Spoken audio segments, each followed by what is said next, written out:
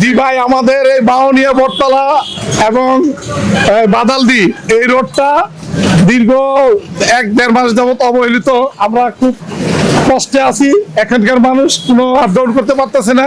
কেউ হাত ভাঙে, পা ভাঙে, গাড়ি পড়ে যাইতেছে, উঠে যাচ্ছে, প্রেগনেন্ট মহিলারা ওটা পড়ে যাচ্ছে যাওয়ার সময়। এখন আমাদের রাস্তাটা যদি সংস্কারটা ঠিক মতন করা হয় তাহলে আমরা 52 নং ওয়ার্ডবাসী এমপি মহোদয়ের কাছে আবেদন, আমরা খুব উপকৃত হব।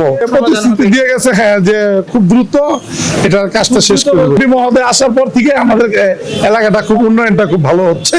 উনি আসাতে এলাকাবাসীও খুব সন্তুষ্ট এবং খুব দ্রুত আশা করি এমপি মহোদয় আমাদের এই দিকে নজরটা দিলে কাজটা শেষ হবে।